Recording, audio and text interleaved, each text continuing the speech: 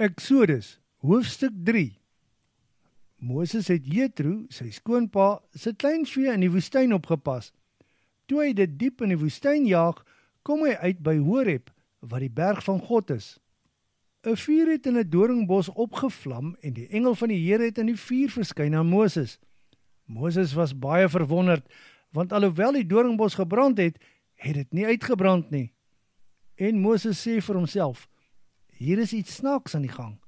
Waarom brand die doringbos nie uit nie? Ek dink ek moet nader gaan en kyk wat aan die gang is. Die Here sien toe dat Moses nader kom aan die brandende doringbos. Hy roep toe na Moses, Moses, Moses. En Moses antwoord, hier is ek luister. Hy sê toe vir Moses, jy moet nie nader kom nie. Die grond waarop jy nou staan is heilig. Daarom trek jou skoene uit. Ek is die God van jou voorouers Abraham, Isak en Jakob. Moses het baie bang geword en sy gesig met sy hande toegemaak. Verder sê die Here, kyk, die swaar kry van my volk het ek gesien. Hulle noodkrete oor hulle slawedrywers het my ore bereik. Ja, ek het gesien hoe swaar hulle kry, en ek het nou afgekom om hulle uit Egipte te bevry. Ek sal hulle laat optrek na 'n land met 'n oorvloed van melk en honing, die land waar die Kanaaniete, Hetiete, Amoriete, Feresiete, Jewiete en Jebusiete woon. Die noodroep van die Israeliete het ek gehoor.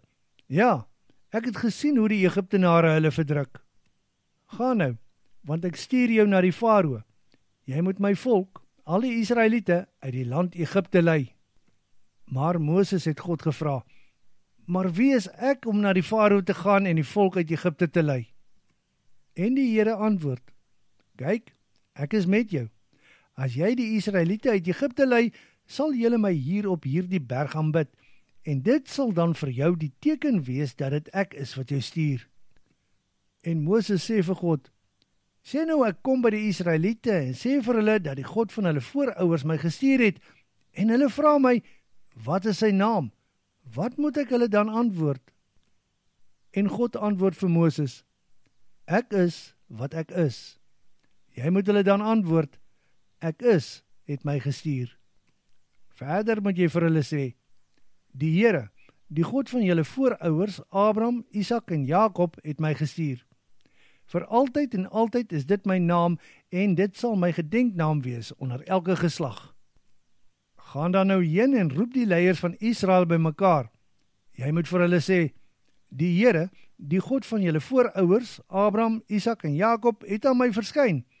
Hy het vir my gesê, kyk, ek het raak gesien wat met julle gebeur in Egipte, en ek gee aandag daaraan.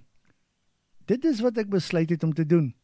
Ek wil julle uit hierdie mislike omstandighede in Egipte laat optrek na Kanaan, waar die Kanaaniete, Hetiete, Amoriete, Feresiete, Jewiete en Jebusiete woon, 'n land met 'n oorvloed melk en honing. Hulle sal luister na wat jy te sê het. Daarna moet die leiers van die volk saam met jou na die Farao gaan. Dan moet julle vir die Farao sê, die Here, die God van die Hebreërs het ons ontmoet. Ons wil dan nou 3 dae ver die woestyn ingaan om daar aan die Here ons God offers te bring. Maar ek weet ook dat die Farao julle alleenlik sal laat gaan as hy daartoe gedwing word. Dan sal ek my hand uitstrek na Egipte. Ek sal verskriklike dinge aan hulle doen, en eers dan sal hy julle toelaat om te trek.